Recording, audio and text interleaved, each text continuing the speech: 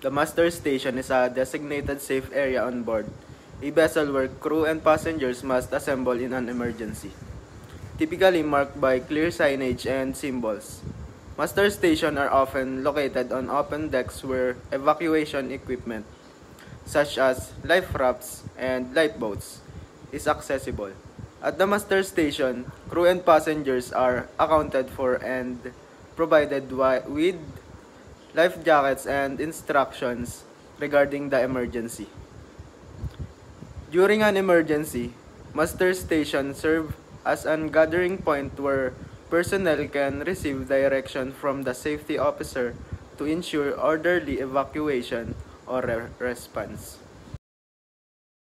1. Fire alarm. When a fire alarm sounds, crew members are trained to respond immediately by identifying the fire's location and preparing firefighting equipment.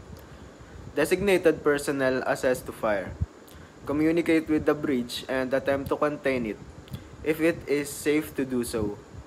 Non-assigned personnel report to the muster station and prepare for further instructions and evacuation if needed. 2. General alarm. The general alarm signifies a serious emergency on board. All crew members must proceed to their muster station as quickly as possible, where attendance is taken, and the emergency response plan is activated.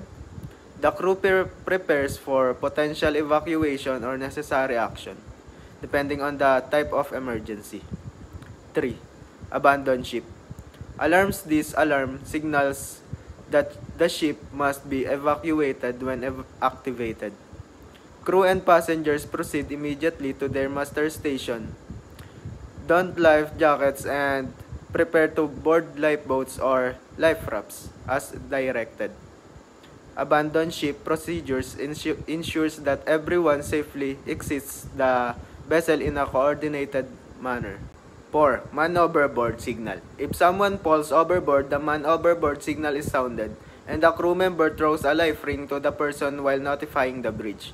The bridge team initiate emergency maneuver to return to the person's position, while rescue team prepare to retrieve them using rescue boats or life buoys. 5. CO2 alarm. A CO2 alarm indicates the release of CO2 in a fire suspension system. When this alarm sounds, crew members must evacuate the protected area immediately, as CO2 displaces oxygen and should lead to suffocation. Personnel must ensure no one remains inside the area before CO2 is released. Engineers calls. This signal is used to summon engineers to the engine room immediately, typically in response to machinery failure or an urgent technical issues. Engineers respond by promptly in going to the engine room and assessing the problem, coordinating with the bridge if necessary. 7. Cargo hold flooding. In the event of cargo hold flooding, the crew will activate pumps to remove the water and assess the damage to prevent the further flooding.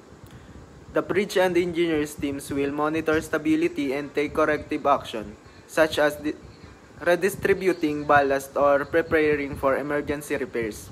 8. Pollution. Prevention. If there is a potential for pollution, such as an oil spill, the crew activates the shipboard oil pollution emergency plan. The team uses containment measures like oil booms and absorbents to prevent further spread and immediately notifies authorities as part of compliance with environmental protocols.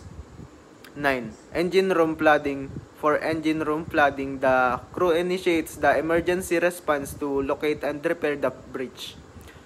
Pumps are engaged to remove waters, and engineers assess the damage to machinery, aiming to prevent further flooding and maintain vessel stability.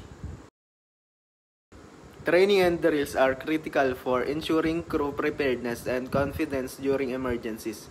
Regular drills, including fire abandon ship and man overboard scenarios, familiarize crew members with their roles and responsibilities, helping them respond efficiently and avoid panic. Through these exercises, crew members learn to operate emergency equipment such as fire extinguishers, lifeboats, and life rafts which can be life-saving during actual emergencies. Additionally, ongoing training helps the crew stay updated on safety protocols, maintain compliance with international regulation, and work as a cohesive team in high-stress situations.